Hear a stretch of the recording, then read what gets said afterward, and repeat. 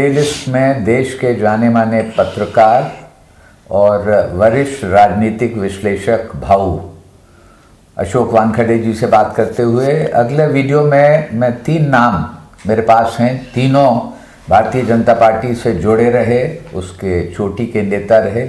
उनको आपने किस तरह से देखा, कैसे याद करते हैं? उनमें सबसे पहले अमित शाह अभी वर्तमान गृह मंत्री हैं, उनके बारे में। अमित शाह की स्ट्रेंथ ये है कि अमित शाह जिद्दी है। कई बार जिद्दी होना गलत भी होता है, लेकिन यदि लगातार आपको विजय मिलती है, सक्सेस मिलती है, तो वो जिद्दी होना अच्छा भी माना जाता है। अमित शाह जिद्दी है, नॉन कॉम्प्रोमाइजिंग है। दूसरी बात, अमित शाह, हाँ, मैं आपको बीच में रोकूंगा। हाँ, उनको आप जिद्दी कहना पसंद करेंगे? जिद्दी शब्द है या आप ये कहेंगे कि धुन के पक्के हैं? नहीं, आप जिद्दी कहेंगे उनको। धुन के पक्का होता है कि आदमी एन के एन प्रकरण विजय हासिल करता है, और जिद्दी ये होता है कि किसी ने कह दिया कि आप हार रहे हो, फिर भी चुनाव लड़ने के लिए उतरते हैं ताकत से, और हारते भी है, तो वो जिद्द है। दूसरी बात, वो नॉन कॉम्प्रोमाइजिंग है। उनके सामने आप 2 ऑप्शन नहीं रख सकते, वो एक पहले से तय करते हैं और चलते हैं। मैंने पहले ही कहा था, दिल्ली चुनाव के निर्णय आने के बाद लोग कह रहे थे कि मुख्यमंत्री कौन होगा, कई कयास लगाए जा रहे थे। तब मैंने कहा था कि मुख्यमंत्री कौन होगा ये चुनाव के पहले तय हो गया है। मुख्यमंत्री कौन होगा उसको चुनाव लड़वाया भी गया है, और वो लिस्ट, पूरी मंत्रिमंडल की लिस्ट ड्रॉअर में पड़ी होगी अमित शाह जी के। समय आने पे वही होगा जो अमित शाह कहेंगे। ये राजस्थान में भी जो शर्मा जी थे, उनको चुनाव लड़वाया गया था। सबको लगा कि भाई शर्मा जी तो ये पहले इंडिपेंडेंट लड़े, हार गए, डिपॉजिट जब्त हो गया, क्यों लड़वा रहे उसको? क्योंकि उनको मुख्यमंत्री बनवाना था, और उनको मुख्यमंत्री बना के लाया। ये जो मादमा है करवा के लेने का, ये उनसे है। दूसरी बात, अथाह मेहनत, ऐसी मेहनत मतलब जितनी शरद पवार मेहनत करते हैं इस उम्र के पड़ाव में, उससे ज़्यादा मुझे मेहनत अमित शाह जी की दिखती है। अमित शाह कभी वो नहीं लेते, मतलब क्या बोलते, रिलैक्स नहीं होते कि चलो दिल्ली का चुनाव हो गया, अब थोड़ी देर रेस्ट करें ना। दिल्ली के चुनाव के नतीजे आते से ही शाम को मीटिंग बिहार के चुनाव की होती है। बिहार के चुनाव के जिस दिन नतीजे आएंगे उसके दूसरे दिन दूसरी मीटिंग शुरू हो जाएगी अगले चुनाव के। का बंगाल में फोकस करो, 24/7 खुद सामने से लड़ते हैं। और ये वो शख्स है राजनीति में, फिर मैं कहता हूँ मेरी विचारधारा भले ही नहीं बढ़ती होगी, लेकिन उसमें कुछ क्वालिटी है, उसमें बोलनी पड़ेगी। एक उनमें क्वालिटी है, वो लीडर फ्रॉम द फ्रंट है। वो खुद लड़ाई का नेतृत्व करते हैं, तलवार लेके आगे चलते हैं। ऐसा नहीं कि तुम लड़ो मैं पीछे खड़ा हूँ, वो सामने से लड़ते हैं। दूसरा एक महत्वपूर्ण पॉइंट उनका ये है, उनमें एक अच्छाई जो मैंने खुद मेरे साथ जो महसूस की, मेरे साथ वो वाकया हुआ, वो गलती मानते हैं। अक्सर एक लेवल पे नेता पहुंचने के बाद वो गलती मानता ही नहीं, और ये वाकया तब हुआ कि एक 3 साल पूरे हो गए थे सरकार को, लगातार कॉन्क्लेव चल रहे थे अलग अलग चैनल के, और सवाल पूछने वालों में गिने चुने लोग रहते हैं। उसमें हर चैनल में मुझे ही फ्रंट टेबल पे बिठा के सवाल पूछते थे। आखिरी प्रोग्राम था, दिन भर मैं सभी नेताओं को कटघरे में खड़ा करता रहा। आखिरी प्रोग्राम था रजत शर्मा के चैनल पे, और अमित शाह आए। और अमित शाह पता नहीं उस दिन इतना उखड़ा हुआ मूड था कि वो आधे 1 घंटे का प्रोग्राम होना था, वो मुश्किल से 30 मिनट चला होगा, और उसके बाद सवाल भी नहीं थे, जवाब भी नहीं थे। क्योंकि कोई सवाल पूछता था तो अमित शाह उनको 2 मिनट में चुप करवाते थे, और बिल्कुल ऐसा लग रहा था कि प्रोग्राम डिरेल हो रहा। और मैंने सवाल पूछा भी नहीं था। इतने में रजत शर्मा जी ने कहा कि अगला सवाल अशोक वानखेड़े का है। आई वॉज क्लूलेस, क्या करूँ? तो जब मेरे हाथ में माइक आया तो मैंने कहा मैं अशोक वानखेड़े। उन्होंने कहा जानता हूँ, आप सवाल पूछिए। मैंने बोला सवाल ये है कि आज महाराष्ट्र में अरहर का बम्पर प्रोडक्शन हो गया है। किसान 8-8 दिन से मंडी में खड़े हैं, और उसके बाद भी उसका परचेस नहीं होता, MSP पे लिया नहीं जा रहा है। आपने बहुत सारी बातें कही, अभी प्रधानमंत्री ने बहुत धन्यवाद दिया किसानों को मन की बात में कि बम्पर क्रॉप आपने निकाला है, लेकिन धन्यवाद से पेट नहीं भरता। बहुत सारी चीज़ें होती है, जब तक वो अरहर खरीदी नहीं जाएगी तो आप है। तो उन्होंने कहा कि हो गया आपका सवाल? हाँ। बोला ये अशोक वानखेड़े, इनको कुछ अच्छा दिखता नहीं है देश में। उन्होंने कहा कि हमने पहली बार पल्सेस को MSP दी है, मेरे सरकार ने ये किया है, और 2-3 बातें कही। मैंने फिर माइक हाथ में लिया। बोले मुझे दुर्भाग्य है इस देश का कि आप गृह मंत्री हैं, आपके पास सूचना तंत्र नहीं है, आपकी सूचनाएं गलत है, लोग आपको गलत इन्फॉर्मेशन देते हैं और आप उसके बारे में बोलते हैं। आप एक रिस्पॉन्सिबल व्यक्ति हैं। अब इस बात में बहुत हॉट एक्सचेंज हो गया। उन्होंने अपना माइक निकाल के पटक दिया और वो वॉकआउट कर गए। हंगामा हो गया, उठ के चले गए, हंगामा हो गया। उसके बाद रजत शर्मा में जो कई लोगों ने, मेरे परिवार ने भी मुझे कहा कि तुम्हें क्या ज़रूरत है सबसे लड़ने की। उसके 3 दिन बाद फिर ABP न्यूज़ का प्रोग्राम था, आखिरी वक्ता वहीं थे और मैंने तय कर लिया था कि इस बार नहीं उलझेंगे तो अच्छा है। मैं कॉफ़ी लेके एक पत्रकार के साथ खड़ा था, ये अपने स्टेज पे जाने के लिए निकले तो उन्होंने देखा मुझे, वो लाइन तोड़ के मेरे पास आए, बोले और टकरा गए आज अशोक जी। मैंने हाँ भाई साहब, अब ये 3-4 दिन ऐसे ही चलेगा अलग अलग चैनल में। मैंने बोला लेकिन मैं अब बोलूँगा नहीं, क्योंकि फिर वो अच्छा नहीं होता, बहुत हॉट बात होती है। बोले नहीं, आपने बहुत शब्दों का चयन गलत किया था, आपके शब्द से मैं बहुत नाराज़ हूँ। मैंने बोला शुरुआत आपने की थी भाई साहब, तो लाइव प्रोग्राम होता है तो मैंने बोला जब शुरुआत आप करोगे तो मैं चुप तो बैठूंगा नहीं। फिर मैंने भी उसका जवाब दिया, लेकिन बोले मैं आपको धन्यवाद देने आया हूँ, आपकी सूचना सही थी, मेरा तंत्र गलत था, मैंने गलती मानी। बोले मैं धन्यवाद देने आया हूँ, आपने मुझे रेक्टिफाई किया और मैंने मेरे सिस्टम में बिल्कुल फॉल्ट निकाल दिए हैं। और मैंने निकलते से ही देवेंद्र फडणवीस जी से बात की, मुख्यमंत्री से आपके। उन्होंने कहा कि हाँ मैं प्रोग्राम देख रहा था, बात सही है, अरहर का बहुत प्रॉब्लम है। तो मैंने तुरंत एग्रीकल्चर मिनिस्टर से गाड़ी से ही फ़ोन किया और बोले 2 दिन पहले आपके स्टेट को कुछ पैसा गया है और अरहर का परचेज शुरू हुआ है। मैंने बोला भाई साहब बहुत बहुत धन्यवाद आपको। बोले आप ही के ज़िले में बहुत ज़्यादा प्रॉब्लम है। मैंने हाँ मेरे ही ज़िले में था भाई साहब, बहुत गांव से लोग फ़ोन करते हैं, उनको लगता है मैं दिल्ली में बैठा हूँ तो रोज़ नरेंद्र मोदी मेरे साथ चाय पीते हैं, गांव में ऐसे ही सोचते लोग, क्या करूँ। वो भी हंस दिए। बोला फिर आज क्या पूछोगे? मैं आज बिल्कुल नहीं पूछूंगा, मैं आज पीछे बैठूंगा। बोला आज आप नहीं पूछोगे तो मैं पूछूंगा कि अशोक वानखेड़े को क्या हुआ, क्यों नहीं सवाल आता है। फिर मैं बैठा तो मैंने एक सवाल लिख के दिया कि किसानों की आत्महत्या कब रुकेगी। दिबांग बैठे हुए थे स्टेज पे। तीसरा ही सवाल उन्होंने लिया, बोले एक सवाल अशोक वानखेड़े का है, तो वो जोर से हंसे। दिबांग ने कहा कि ऐसा क्या है कि वानखेड़े का नाम लेते से आप हंस जाते हो। बोले नहीं, वानखेड़े जी का सवाल ऑर्डिनरी रहता है, सप्लीमेंट खतरनाक रहता है, तो सोच समझ के जवाब देना पड़ता है, पूछिए सवाल। तो सवाल पूछा तो उन्होंने कहा देखिए ये प्रोग्राम लाइव है ना, इसको काट छाट मत करिएगा, क्योंकि मैं कुछ बोलूँगा आप कुछ और दिखाओगे। तो मुझे नहीं सर लाइव चल रहा है। बोले देखिए किसान भाइयों को मैं हाथ जोड़ के विनती कर सकता हूँ कि आत्महत्या मत करिए, लेकिन मेरे पास कोई जादू की छड़ी नहीं कि मैं आत्महत्या रोक लूँ। आत्महत्या क्यों करता है किसान? उसको भंडारण की जगह नहीं है, उसको बीज और खाद सस्ता नहीं मिलता, उसका ट्रांसपोर्टेशन के लिए रोड नहीं है, उसके MSP ठीक नहीं है, ये सारी चीज़ें हैं, उसको ठीक से मार्केट नहीं मिलता। ये सारा करने के लिए मुझे 5 साल चाहिए। आपने इतने साल भुगता है, 5 साल बस आत्महत्या मत करिए, मेरा साथ दीजिए। 5 साल में ये सारे प्रॉब्लम मैं सॉल्व कर दूंगा, लोग भूल जाएंगे कि इस देश में कोई आत्महत्या कर रहा है। इस सवाल का जवाब देने के बाद जैसे ही प्रोग्राम खत्म हो गया, वो स्टेज से उतर के मेरे पास आए, बोला अशोक वानखेड़े।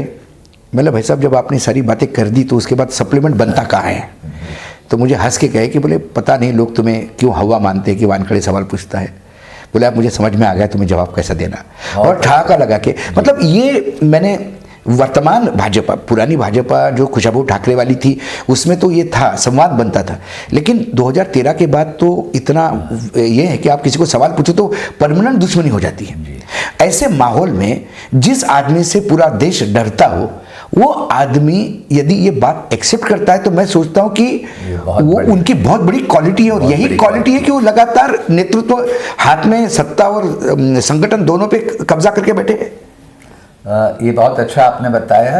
अगला नाम मैं लूँगा ताई का, सुमित्रा महाजन जी का।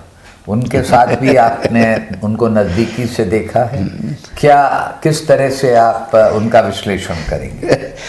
बड़ा ये प्रश्न जो है इसका उत्तर क्या दूँ मैं, क्योंकि कोई भी बेटा अपने माँ को तो अच्छा ही कहेगा। हाँ, लेकिन मैं ताई से एक बात सीखी है मैंने ताई से कि ईमानदारी, चाहे आपका कितना भी नुकसान हो, चाहे आपको कितनी भी तकलीफ हो, आप ईमानदारी से यदि रहेंगे, बेईमानी का यदि पुट आपको आ जाएगा तो वो नहीं होगा। दूसरी बात, यदि चुनाव तक राजनीति होती है, चुनाव तक राजनीतिक पार्टी होती है, एक बार ताई सांसद हो गई उसके बाद वो इंदौर की सांसद है, और इंदौर की सांसद होने के नाते उन्होंने कभी ये कांग्रेसी, ये बीजेपी ऐसा कभी भेदभाव नहीं किया।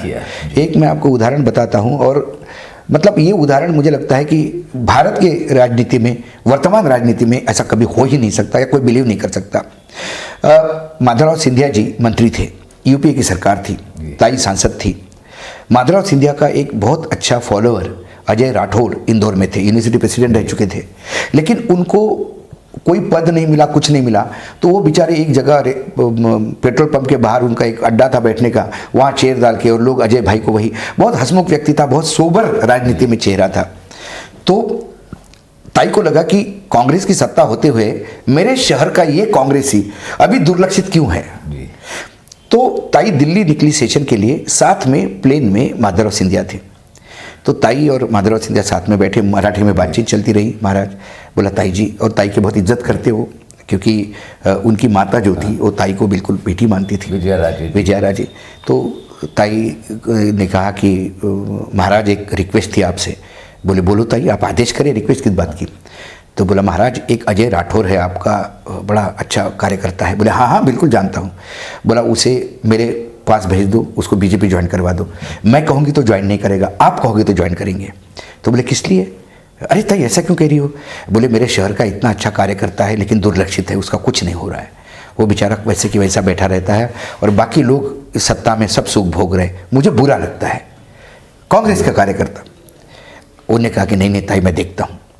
2 दिन बाद अजय राठौड़ दिल्ली आए क्योंकि उनका स्पोर्ट्स अथॉरिटी में डायरेक्टर करके अपॉइंटमेंट हो गया था। अरे वाह, महाराज के अंडर था, वो HRD मिनिस्टर थे महाराज। तो वो महाराज के पास मिठाई लेके गए। अजय अपने ऑटो से गए तो महाराज ने मिठाई का पैकेट खोलने नहीं दिया। बोला क्या है? अजय दर्शन किया उन्होंने। बोले महाराज ये मिठाई, मेरा अपॉइंटमेंट हो गया। बोला मिठाई यहाँ मत खोलो। कैसे आए हो तुम? बोले मैं तो ऑटो से आया था। बोले रुको, अपने आदमी को बोला गाड़ी निकालो हमारी। बोले इस गाड़ी में बैठो, ताई के घर जाओ, ताई का आशीर्वाद लो, उनके कहने से, उनके वजह से तुम बने। मैं माफ़ी चाहता हूँ कि मेरे दिमाग से निकल गया था और तुमने कभी बोला भी नहीं। वो बोला महाराज आप महाराज हैं, मैं क्या बोलूँ आपको, आपने जैसा आदेश किया। ये दोनों की तो बहुत मानता है। हाँ, तो ये जो चीज़ है मानता कि कांग्रेस के कार्यकर्ता अच्छा मेरे शहर का, तो मैं सांसद हूँ उसकी भाई। तीसरा नाम में इसमें एक टाइम हेडलाइन पर रहने वाले प्रमोद महाजन जी अब नहीं हैं, उनको आप कैसे याद करते हैं? Pramod Mahajan was the politician, वो राजनीतिज्ञ थे। प्रमोद महाजन नहीं होते तो देश के प्रधानमंत्री होते आज, निस्संदेह है। प्रमोद महाजन वो ऐसे शख्स थे जो अडवाणी और अटल दोनों को भी बैलेंस करके चलते थे। प्रमोद महाजन के पास भयानक समझ थी राजनीति की। 2 घंटे बाद क्या होगा इसका उसको अंदेशा होता था, इसलिए प्रमोद महाजन थे।